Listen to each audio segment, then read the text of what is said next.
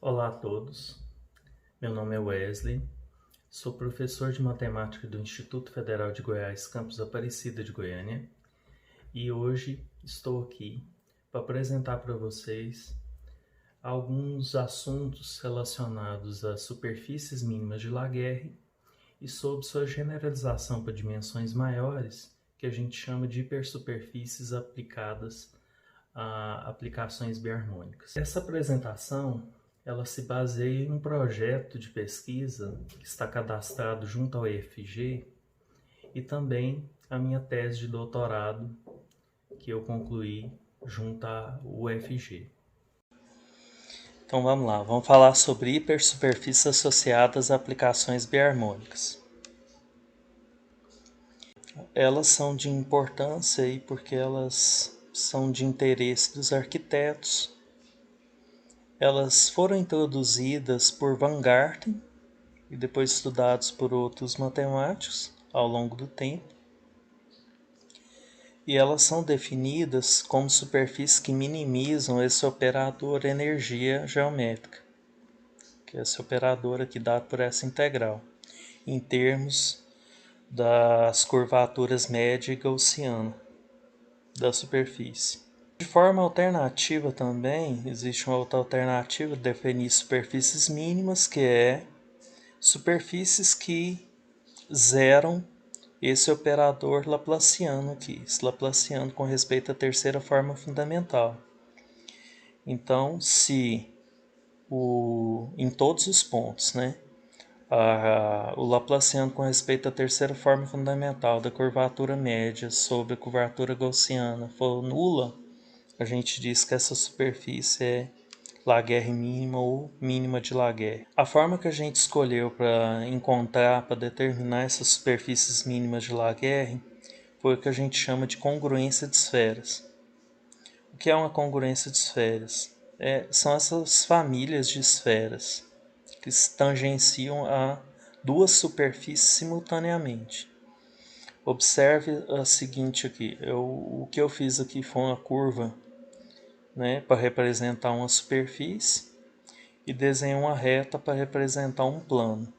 Observe que essa esfera, no caso esse círculo verde aqui, ele tangencia tanto a superfície nesse ponto, quanto aqui embaixo tangencia também a reta.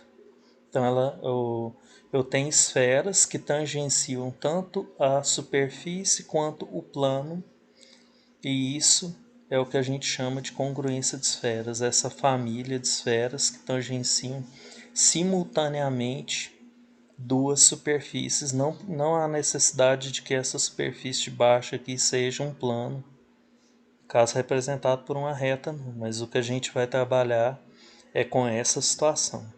Aqui está a definição formal do que é uma congruência de esferas, através de um diffeomorfismo, né, que leva uma superfície na outra. Uma consideração importante é que essas superfícies são chamadas de envelopes da congruência de esferas, né?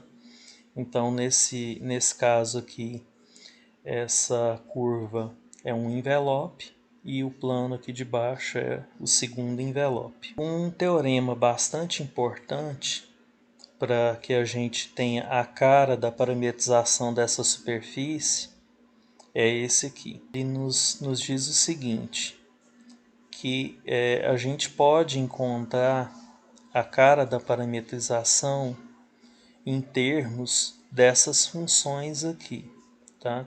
Então tem uma congruência de esferas, um dos envelopes é um hiperplano, π, esse y é a parametrização desse hiperplano, e eu posso achar a parametrização da superfície, ou no caso aqui da hipersuperfície, em termos dessas funções Q, R, T e Y. Lembrando que Y é a parametrização ortogonal aí do hiperplano. Esse L, então, é a métrica do hiperplano. O T, que é aquela função que está lá, é dado dessa forma, em termos da Y. O Q é dado assim. O R, que é o raio da congruência de esferas, é uma função, ela é dada dessa forma, né? Essa V, ela é uma matriz, né? Escrita também dessa forma.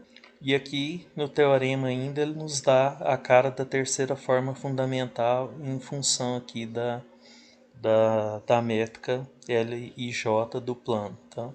Esse teorema é análogo ao anterior, a diferença é só que aqui no teorema anterior aparecia um y, porque o teorema anterior se tratava de hipersuperfícies. Esse teorema é para superfície, então só mudou a dimensão aqui, tá?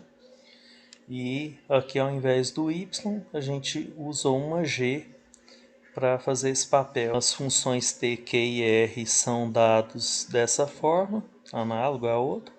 Aqui eu posso escrever de forma explícita cada termo da matriz, né, já que a matriz é 2 por 2, menor, né, por se tratar de superfície. O teorema 3 já nos dá condições para que a superfície seja LHR mínima, tem que satisfazer essa condição. E o corolário 1 nos dá uma condição sobre H, né?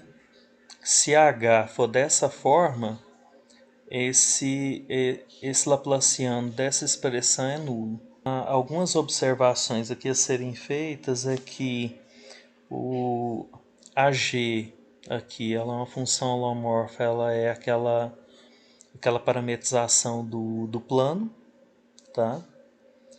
A B e a A também são funções holomorfas. E uma observação a ser feita é o seguinte, é que se você, por exemplo, a G de Z for igual a Z, ou seja, se ela levar um número complexo nele próprio, se ela for uma aplicação identidade, o que a gente vai ter aqui é que esse G' ao quadrado, aqui módulo de G' ao quadrado, vai ser 1. E o que você tem aqui é o Laplaciano do Laplaciano de H. Ou seja, H deve ser biharmônica. Então, essa expressão aqui, na verdade, o que ela diz é que H deve ser biharmônica nessa métrica G aqui, tá? Nessa métrica LJ dado por G, né? Através da parametrização G do hiperplano, tá? Ou do plano nesse caso. O teorema 4, na verdade, é reescrever o primeiro teorema, agora de posse das funções A e B, a gente pode reescrever aquelas funções. E aqui a gente define o que são superfícies do tipo esférico. Né? A gente diz que uma superfície é do tipo esférico se existe um plano, tal que para todo ponto da superfície, o conjunto de esferas com esse centro e esse raio tangenciam o plano. Observe que o raio, em cada ponto, a função raio no ponto é a curvatura média no ponto sobre a curvatura gaussiana no ponto. Então, o que você tem é o seguinte: para que essa superfície aqui seja do tipo esférico, nesse ponto, esse raio aqui tem que ser exatamente a curvatura, a quociente entre a curvatura média no ponto e a curvatura gaussiana nesse ponto. Então, esse raio da congruência de esferas é exatamente o quociente entre a curvatura média e a curvatura gaussiana. Então, nas condições do teorema 2, temos que x é uma superfície do tipo esférico se somente se H é dessa forma. Bom, vamos voltar um pouquinho aqui de novo. H no corolário 1 era dado dessa forma aqui. Okay? Quando a superfície é do tipo esférico, a H fica sendo só esse H igual a 1A. Uma observação sobre isso aqui é o seguinte: esse 1A ele representa a parte real de A. Então é uma notação que a gente tem quando você quer representar a parte imaginária de uma função holomorfa, de uma função complexa, você coloca IA, a parte imaginária de A. E quando você quer colocar a parte real, você coloca 1A. Bom, o que diz aqui o corolário então é que quando eu tenho superfície do tipo esférico, H é da forma a parte real de uma função holomorfa, ok? Uma observação a ser feita sobre isso também é o seguinte: a parte real de uma função holomorfa ou a parte imaginária de uma função holomorfa, elas são harmônicas. Ou seja, o laplaciano, se H for a parte real de uma função holomorfa ou a parte imaginária, o laplaciano de H é nulo. Então observe como lá está nos dizendo que superfícies do tipo esférico são dados como parte real de uma função holomorfa, H é harmônica, portanto esse termo aqui se anula, então automaticamente esse laplaciano de zero é zero, né? Então as superfícies do tipo esférico são um tipo especial de superfícies mínimas de Laguerre, ok? Bom, a gente está interessado em determinar condições para que as superfícies mínimas de Laguerre sejam parametrizadas por linhas de curvatura planas. Para que isso aconteça, a gente tem que primeiro entender que existem condições gerais para que uma superfície ou uma hipersuperfície seja parametrizada por linhas de curvatura plana. Essas expressões aqui a gente chama de invariantes de Laplace, e nessa proposição ela nos dá uma expressão aqui embaixo em termos desse MJ, que é o invariante de Laplace, o gama I, aliás, o lambda I, que é uma curvatura principal, e a derivada da curvatura principal multiplicando aqui o símbolo de Christoffel, né? Essa expressão dando zero nos diz que a hipersuperfície é parametrizada por linhas de curvatura plana. O teorema 5 nos dá a mesma expressão, uma expressão bem próxima, só que observe que aqui tem um tio em cima dos símbolos de Christoffel e do invariante MJ, que nos diz o seguinte: esses invariantes aqui e esse símbolo de Christoffel agora diz respeito ao hiperplano ou ao plano e não mais à superfície, ok? Então eu estou dizendo que uma superfície ou uma hipersuperfície ela é parametrizada por linha de curvatura plana se esse invariante de Laplace, que é dado dessa forma, for nulo. Lembrando que esse invariante agora é do hiperplano, que está associado a esse via congruência de esferas. Outro resultado que a gente tem é que, se eu tiver uma parametrização ortogonal aqui, uma condição que eu tenho para uma superfície, né, é que esse invariante aqui tem que ser nulo. Se eu trabalhar com a conta aqui, fizer toda essa continha aqui dos símbolos de Christoffel, eu consigo chegar integrando as expressões da G. E eu determino a G, que existem dois tipos de G aqui, né, dado dessas duas formas aqui, tá? Ou seja, para que a superfície seja parametrizada por linha de curvatura plana, a G tem que ser de uma dessas duas formas. Esse teorema 6 aqui, a única coisa que ele faz, ele pega o primeiro teorema e faz adaptações, né, naquelas fórmulas em termos dessa G, que agora a gente tem o A e o B, né? A gente consegue determinar eles, o A, o B, o G, a gente consegue escrever, então reescrever aqui, determinar o A todinho e o B em termos da G. Uma vez que a gente tem a G aqui, né, a gente consegue determinar o A e o B. Essas constantes são todas por integração, tá? Z1, Z2, Z4, né? Isso aqui porque são duas Gs, né? Lembrando aqui que eu tenho duas Gs, tem essas duas, então eu tenho A e B para as duas condições, né? Se a G for uma ou se a G for a outra. Aqui são exemplos, né? Já que eu tenho a expressão da G, da A e da B, eu posso jogar valores para as constantes reais e complexas e encontrar superfícies, né?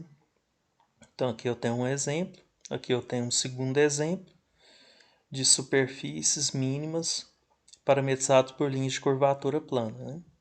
Bom, a gente viu que se a superfície for do tipo esférico, a h é da forma 1a, ou seja, a parte real de uma função holomorfa, e a gente consegue, então, através da g, que é dada, integrar e a gente encontra expressões para A e para B, da mesma forma que, aliás, para A e para B não, né? Porque lembrando que a H é 1A, né?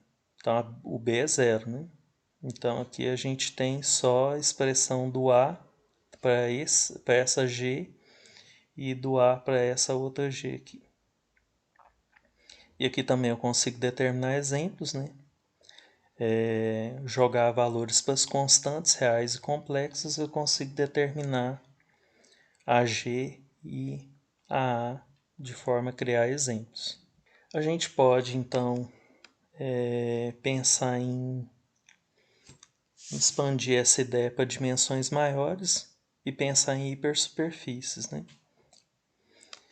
E a gente define aqui então as curvaturas médias para que a gente possa definir o que é uma hipersuperfície associada a uma aplicação biharmônica, né?